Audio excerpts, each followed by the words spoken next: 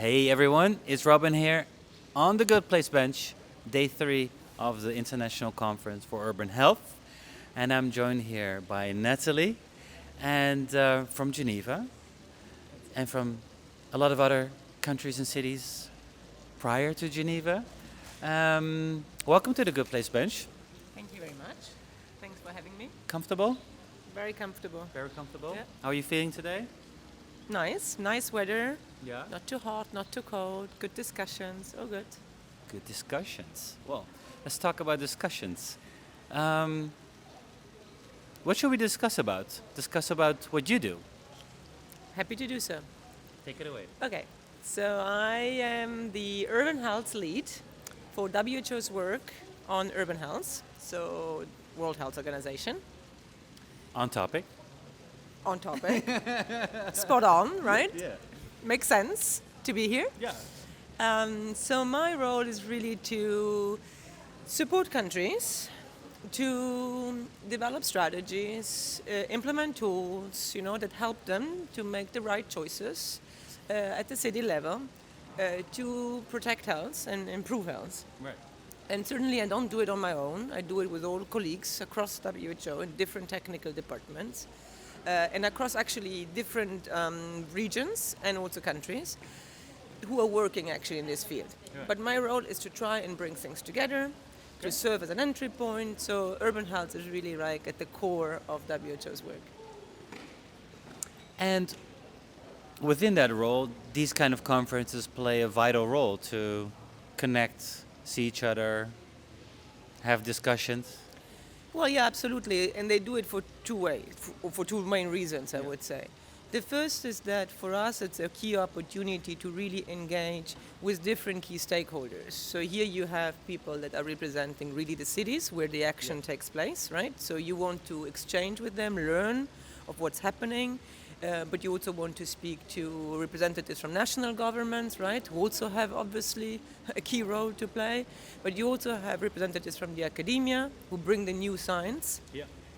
And then you have actually all the other partners, right, that are necessary in this field. So in this sense, for us as WHO, it's essential to be here, to listen to what has been done, but also the needs are, the experiences that have been made. And on the other hand, that's, also to present some of the work that we are developing as an international organization and to present it in a way that then partners, cities, national governments can then benefit from that. So it's a really like a win-win approach, and it's bringing all this together. Has it always been something how you work together, collaborated? You mean in general term, or? Well, if you talk about urban health, you cannot achieve, right, any success if you don't work in a collaborative manner. And in particular, because when you talk about urban health, you have the word health, right? Yeah. But actually, most of the action that is needed is happening outside health, right? So it's not the health sector who is necessarily in charge of that. It's the transport, the housing, infrastructure. So if you don't use in a collaborative, if I would say, approach, that would never happen. Which is quite interesting because WHO, historically, I would say, right, is the way that people also see it is that it's really much focused on health systems, right? It's strengthening these health systems, like the care, the hospitals, etc. But if you look at health as an outcome, you obviously need strong health systems. Yeah. But you need actually to make sure that people don't become sick in the first place, right? That's the ultimate goal.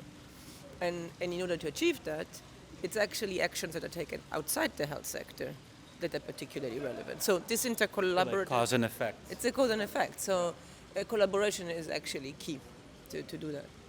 Yeah, and especially when it comes to prevention, I imagine that we're not here to cure, we're here to also...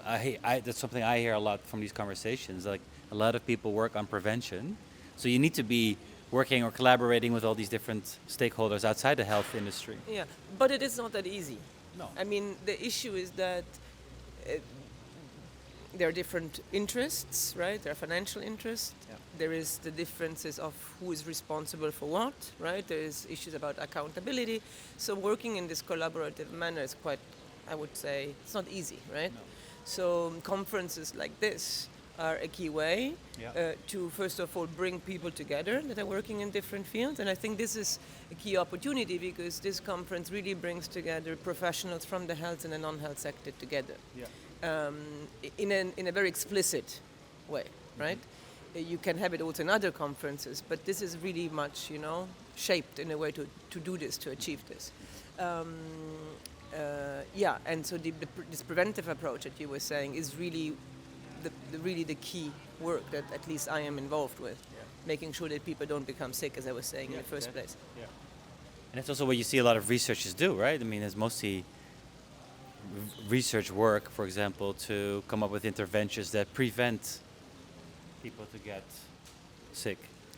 Yeah, so you see it more and more, right? Exactly. You see it more and more, I would say, from a health perspective. And it's also a mindset. I think. It's a mindset. Yeah. It's also a shift, right, in the way that people see health and see public health, and they see the role of public health. Yeah. So this has been obviously evolving over time.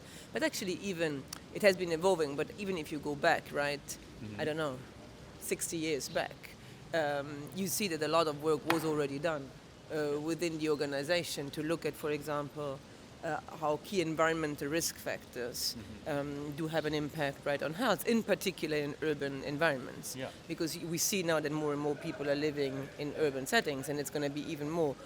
But this will be going on for quite some time, if I could say. So, But also, like with the WHO, from sometimes when we, as a citizen coming across the WHO, it's mostly when there also go press statements, right, or like global causes and well, looking back at where we came from a couple of years ago. Is that also the role to really address these issues that you've learned from, like all these stakeholders to make that publicly more visible and create more awareness around them? Absolutely. Yeah. No, absolutely. I think, as you were saying, what the media, the population sees from WHO is very often an organization that is giving advice, if I could say, or recommendations, or taking action as regards to health systems, right? But to the rest of the outside world. But we see that this is just changing quite a lot, right? Because I think the situation you were referring to is maybe COVID. Yeah, of course, yeah. And there we have seen that Every week. every week. We have seen that WHO had a role to play as regards to specific, measures, but in that time, it was obviously clear, right, that the way, for example, people were using the cities, right, in which they were living during lockdowns, the measures that were taken had very, key consequences on the well-being, actually, of the population, or if they were not taken, about some hindering, right? And WHO has a key role to play. Look, climate change. Climate change, WHO has a key role to play, right, as regards to climate change and health. So at the COP, WHO has, a seat around the table. But then there's also like local governments or local, even in the Netherlands, that create, publicize research and so on. But it always feels different than, like, for example, WHO does it. It feels a bit more pressing or urgent or... Well, I would say, first of all, WHO wouldn't be able to say anything without the work that is happening, at the city, national levels, with the engagement of a very large range of partners. So I think this needs to be acknowledged, right? But WHO has obviously the added value, if I could say, of being an international organization that can rely, actually, right, on the evidence, the knowledge, the experience, right, of what's happening in different countries. And also the research that is carried out by different countries, because we need to make sure that whatever we say is based on, sound evidence, but that is based on what's happening not only in one country. But so this is our mandate, if I could say, and this is what we can bring to the table, right, as an added value. But certainly, as I was saying, this can only happen, right, based on the work that is carried out by a large number of partners. Which is then mostly behind the scenes, as in noticeable during attending these kind of conferences. Well, like this kind of conference, right? if we want to, I'm just saying anything, if we want to develop a tool, Yeah. right, that can be helpful for cities to Yeah. achieve urban health, priorities, Yeah. you need to get the idea somewhere, course. right? You need to get some feedback. You Right. need to discuss it, pilot test it, You need, so people that are attending such a kind of conference will provide, that thinking would also, but also express the need. Yeah. Right? You don't develop something just because of the sake of, you think that it's fancy.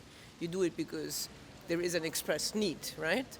Or there is a recognition that there is something to be addressed. So Did you find something that needs to be addressed during the conference? something that needs to be addressed. Like what has something been, new. yeah, or like something that you've seen as maybe a common red thread in all the Yeah, presentations. I think that Beyond the theme, of course. Yeah. I think the red threads across the conference is that more and more we have the knowledge. So, I think that certainly research and knowledge is always important. Yeah. But we know more and more what works. We know that if you have, I'm just saying, more bicycle lanes, Yeah. using the example that maybe speak to, you know that if you have well managed, right, Yeah. safe bicycle lanes, that Yeah. will, decrease the use of cars, right, will have physical activity and, a lot of things, and will have benefits for health. So more and more we know what works. What is complicated is to make it happen in the Right. different cities. So that's the common theme I would like to say, in the sense that we are still needing, right, experiences, best experiences, to make it work. And we see that in each session, right? That more and more we have examples, but we need to build more and more on those examples. And the second lesson learned, if I could say something, that is that very often all the conference is based on having people talking to each other, transport, health. And we always think that it's easy, right? We say, well, you need to talk. But people from transport and health and whatever, energy, they don't have the same language. Right. Because they have different, as I was saying, backgrounds, interests, financial, Yeah. human resources are very restrained. So I think one of the things that we need to still, invest in is to help to have these different sectors find a common language. Yeah. And having the capacities in place that people can actually know why it's important to talk to each other, but also how to do it, right? Not everybody Need a is. mediator. It's not somebody else being the mediator. No, it's no. themselves being Yeah, yeah, yeah. mediators. Yeah, And so, but this needs to be not learned, but you need to have the skills for that, for doing that. You can't just assume that people can do it, right? Or that an organization can do it. So I think that's one of the fundamental lessons. Yeah. And who's gonna make sure that happens? Well, everybody with different bits and pieces. Yeah. We as an organization, we are doing it by developing some, tools that can help people, assess those capacities. And then you have other, organizations that, for example, support the engagement of young people, right? And so all these different experiences, all these different tools, all this can help actually to find the common denominator. And I've also heard about language, also the cultural language, as in, have been addressed here as well, that a lot of information is available in English. Yeah, that's you know, and people would love to have it more in Spanish or, yeah. So that's true. That's also a case, I think. I think that's absolutely true. And so, for example, WHO has official languages, right? So the ideal scenario is that every document that you present, every resource that you develop, should be available at least in those official languages. Yeah. But it's very costly, right? Yeah. So this is a big issue. But about knowledge exchange and... But so that's one, and then the knowledge exchange. So it is important indeed. And sorry if I can go back, and it's an issue also because of the research, because there is maybe quite a lot of research that is maybe done not in English language, right? And that is not sufficiently, if I could say, captured, right, by other mechanisms and to be built on. Yeah. So there's definitely more to be done in that area. Absolutely. And there needs to be more action, because mostly, as a recap, we need to put our knowledge more into action. Yeah. Put it more into action, which obviously relies on a lot of things, as we were saying. Relies ultimately a lot on political will. It's a nice call to action Yeah, it's to everyone involved. Yeah, it relies on political will, obviously, but the political will needs to be political will is not an abstract concept.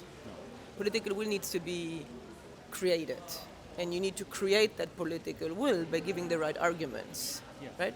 So, and by giving and I had a conversation yesterday that cities are more willing to take on things, and even becomes more like a competition among cities to take on different pressing themes and work on solutions. Which is a good thing. But it's a good thing. But at the same time, how can I say, it needs also to be done though, on one hand with national support, right? Yeah. Because you operate in a specific environment. There are rules and regulations, right? And that support is needed. A city cannot implement everything on its own without having national support. At the same time, I would like to say there needs to be also this. Cities need to operate also in some kind of national or even international project. I'm giving you an example. There are some decisions at air pollution, giving you an example. A lot is happening at the city level and can done on the city level, right? Yeah. If you change your transport system, if you change, your energy, etc., at the city level, you will be able to reduce, right, your air pollution. But there are other sources, if I could say, of air pollution that can be created within or outside the cities, right, that will not have an impact only on the city themselves, but also air moves. You see what I mean? Air doesn't stop at the border. Exactly. At the city. At the city border. At the city border or even at the national border. So a lot, again, to go use the example of air pollution, a lot can be done and should be done in cities. Yeah. But it's not only. You see what I mean? You need also to see it in some kind of a more national and even international And context. that comes down again to collaboration. And this comes to collaboration, and it's about empowering cities to do things, giving them the means, empowering and giving them the means in a national, context, but it needs to be some kind supported and obviously regulated. Yeah. Again, comes down to more we, less I, Yeah. in some ways. Natalie, as every end of the interview, the main question arises, of course, what is a good place to you? It's a good place to me. And what should we all do to make sure our place is a good place?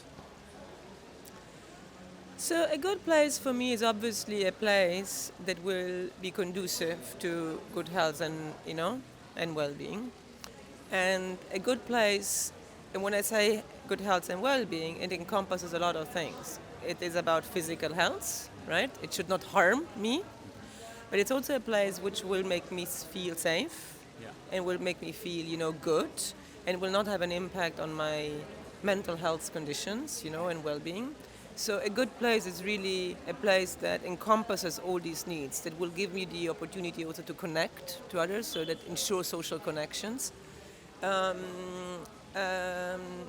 it's quite large, it's quite complicated to achieve all this, but I think that's really what we need to, aim for. Thus, this conference is also a good place.